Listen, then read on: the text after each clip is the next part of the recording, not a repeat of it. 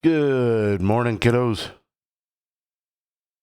It is 3:30 in the morning, and I'm getting around to get my day started.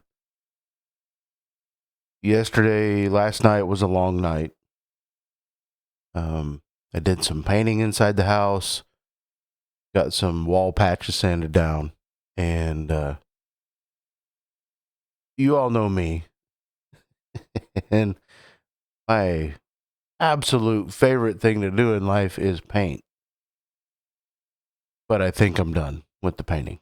So there wasn't much, but we're one step closer to the house being ready, and I'm ready. So anyway, um, we are in the final chapter of John, chapter 21, and there's some pretty cool events that happen here. So I'm going to get right into it. So afterward, Jesus appeared again to his disciples by the Sea of Galilee. It happened this way: Simon Peter, Thomas, also known as Didymus, Nathanael from Cana in Galilee, the sons of Zebedee, and two other disciples were together. "I'm going out to fish," Simon Peter told them. And they said, "We'll go with you." So they went out and got into the boat, but that night they caught nothing. Early in the morning, Jesus stood on the shore, but the disciples did not realize that it was Jesus. He called out to them, "Friends, haven't you any fish?" "No," they answered. He said, "Throw your net on the right side of the boat, and you will find some." When they did, they were unable to haul the net in because of the large number of fish. Then the disciple whom Jesus loved said to Peter, "It is the Lord." As soon as Simon Peter heard him say, "It is the Lord," he wrapped his outer garment around him, for he had taken it off, and jumped into the water. The other disciples followed in the boat, towing the net full of fish, for they were not far from the shore, about 100 yards. When they landed, they saw a fire of burning coals there with fish on it and some bread. Jesus said to them, "Bring some of the fish you have just caught." So Simon Peter climbed back into the boat and dragged the net ashore.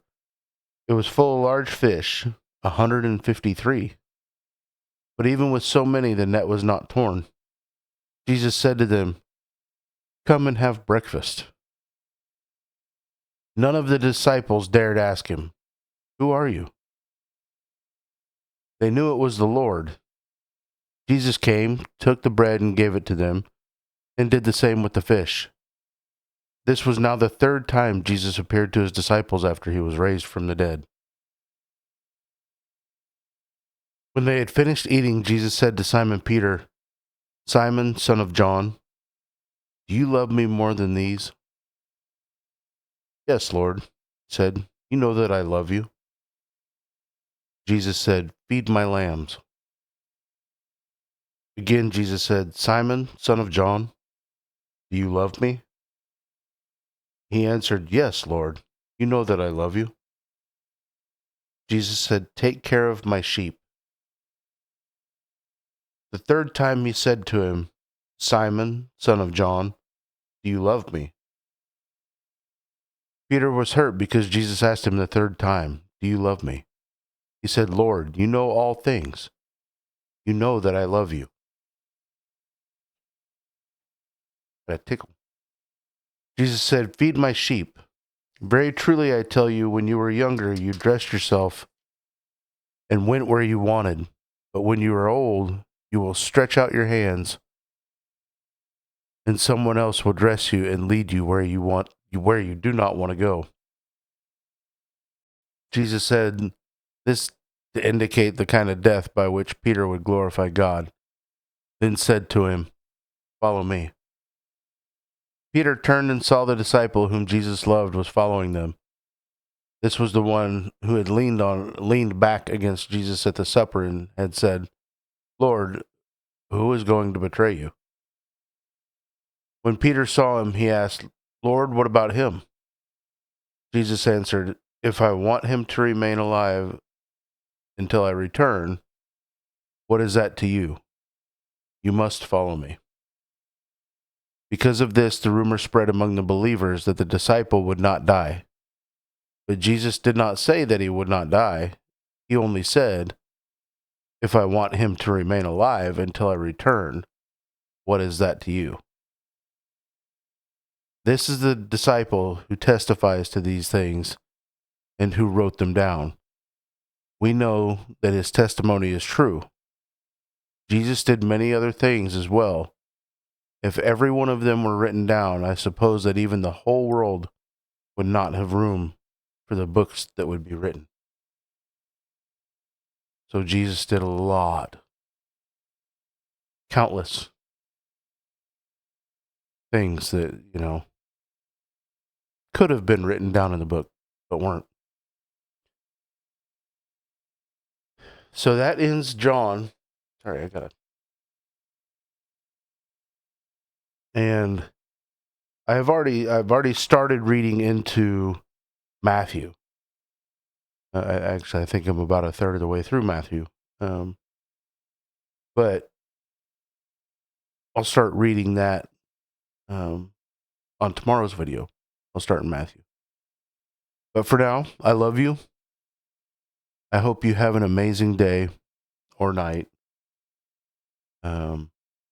Remember to say your prayers. Okay? Pray for all those that are close to you. And even pray for your enemies. They need that prayer just as much as any of us. But we don't have enemies, do we? Okay?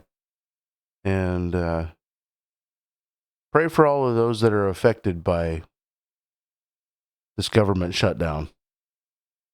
I know that a lot of people are abusing the system, which is wrong. They're taking out of other people's pockets. But there's also a lot of people that are truly reliant upon the benefits that they get that are now taken down. So pray to God that those people are okay.